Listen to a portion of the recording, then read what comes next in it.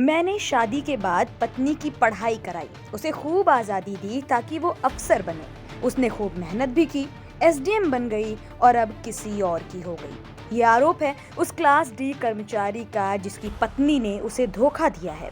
ये मामला सुनकर आप भी दंग रह जाएंगे। पूरा मामला प्रयागराज से जुड़ा है। आलोक मौर्य नाम के पीड़ित पुलिस से लेकर मुख्यमंत्री तक मदद की गुहार लगा रहे हैं।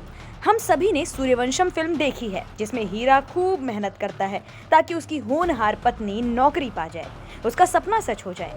हीरा की पत्नी एक बच्चे की माँ होकर भी खूब मेहनत करती है, पढ़ लिख कर अधिकारी बन जाती है। बाद में हीरा का पूरा परिवार हंसी खुशी रहता है। आलोक ने भी कुछ ऐसा ही सोचा था, उसने भी कुछ ऐसा ही किया। लोन तक लिया ताकि उसकी पत्नी को पढ़ा सके। परिवार मान गया, पत्नी ने खूब मेहनत भी की और पीसीएस का एग्जाम पास कर लिया। पूरे गांव में खूब वाहवाही हुई। आलोक की माने तो उसकी पत्नी का कई लोगों के साथ उठना बैठना था। उसे लगा कि अधिकारी है तो लोगों का आना जाना और दोस्ती होना मामूली सी बात है। लेकिन उसे ये अंदाजा नहीं था कि जिस पत्नी के लिए वो इतना कुछ कर रहा है, वही उसकी पीठ में धोखे का खंजर मार देगी। आलोक का क्या कहना है वो आप उनकी ही जुबानी सुनिए। सर इसका मेन कारण सर है मनीष दुबे के साथ उनका अवैध संबंध। सर जिसकी जानकारी सर हमें करीब साल भर पहले हुई, लेकिन सर उन्होंने कहा कि दोस्ती है। खैर सर हमारी पत्नी सर एसडीएम थी, उस समय इलाहाबाद प्रयागराज में सोराम तहसील में रहीं। तो मैंने कहा सर बड़े पद पे हैं, दोस्ती तो हो ही सकती सर, अधिकारियों से साथ बैठना उठना। तो मैंने सर उन्होंने मैं ये कह के टाल दिया, तो सर मैंने ध्यान नहीं दिया। सर इसकी भनक सर मुझे उसका ये जो शक था वो विश्वास सर 22 फरवरी को हुआ, जब मनीष दुबे गाजियाबाद से चलकर सर मेरे आवास एलनगंज स्थित सरकारी आवास पे आया और इनके साथ एक साथ कमरे में मैंने इनको देखा अवैध संबंध बनाते हुए। तब से सर ये मनीष दुबे और ज्योति मौर्य मेरे जान के पीछे पड़ गई हैं। कौन है, पूरी कहानी बताइए, क्या मामला है? सर 2010 में ज्योति मौर्य के साथ मेरी शादी हुई सर। मैं सर पंचायत राज विभाग में सर 2009 में सेलेक्ट हुआ प्रतापगढ़ में सर, वहीं पे नौकरी कर रहा हूँ सर। और 2010 में इनसे 19 नवंबर को मेरी शादी हुई और सर उसके बाद हमारे संबंध बहुत अच्छे रहे। इन्होंने कहा मुझे पढ़ना है सर, मैं इनको पढ़ाने के लिए मैं इलाहाबाद लेके आया। और इलाहाबाद में सर द काउंसिल कोचिंग है, वहाँ पे इलाहाबाद की सबसे अच्छी कोचिंग थी। मैंने वहाँ पे किसी तरह सर पिताजी के सहयोग से, भाइयों के सहयोग से और यहाँ तक कि मैंने अपने डीपीआरओ साहब के सहयोग से पैसा उधार लेके इनको कोचिंग कराया। और सर ये मेहनत भी की सर और सक्सेस भी हुई। 2015 में ये सर एसडीएम पद पे चयन हुई, 16वीं रैंक इनकी आई। सर बहुत खुशी का माहौल हुआ कि हम एक छोटे पद पे रहते हुए अपनी पत्नी को इतना आगे ले गए।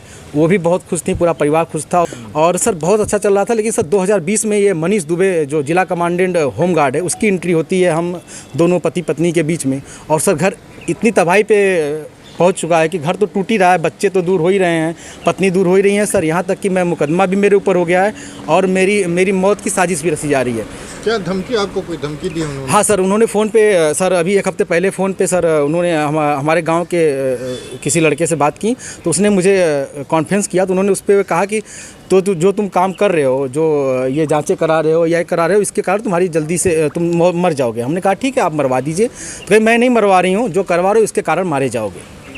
हत्या की धमकी दी है? जी सर, हत्या की। और सर उनका भाई सर सचिन मौर्य है सर, वो मेरे घर से सर रखे मेरे काफ़ी जो कुछ पैसे थे, जेवरात थे, वो सर लेके चला गया। मेरे सर उसकी वीडियो बना के भेजा कि मैं लेके जा रहा हूँ, जो करना हो कर लीजिए। और सर मुझे चैटिंग लिख के भेजा है कि आपका व्हाट्सअप सब कुछ गायब कर दूंगा, हैक कर लिया हूँ, जो सेव करना हो सेव कर लीजिए।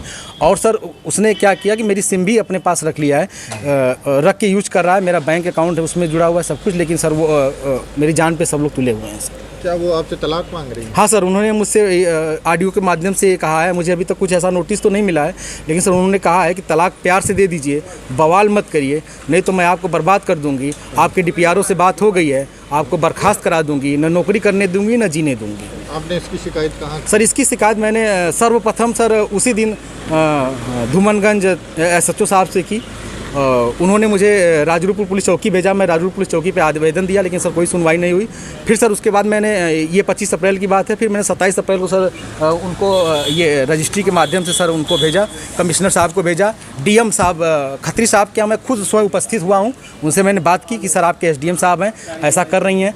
तो उन्होंने कहा ठीक है मैं कार्रवाई करवाता हूँ। फिर मैं कमिश्नर साहब के यहाँ गया, कमिश्नर साहब को दिया, पुलिस कमिश्नर साहब के यहाँ उपस्थित हुआ, उनको दिया।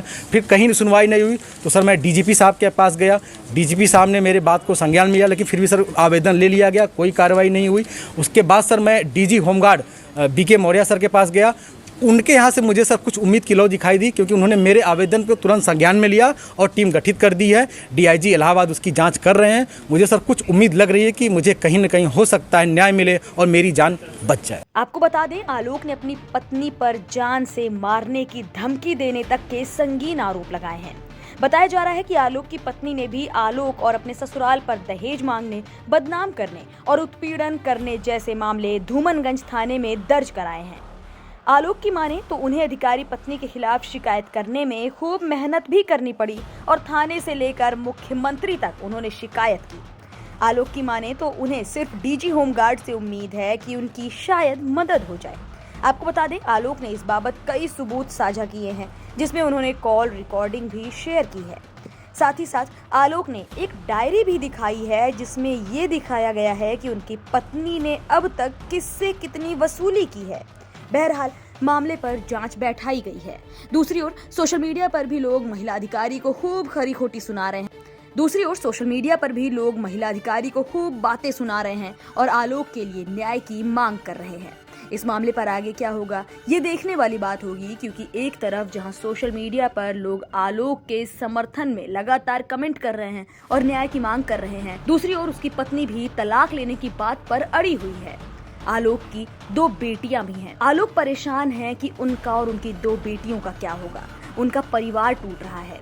पत्नी तो आशिक के साथ खुश है, लेकिन उनका परिवार धीरे धीरे बिखर गया है।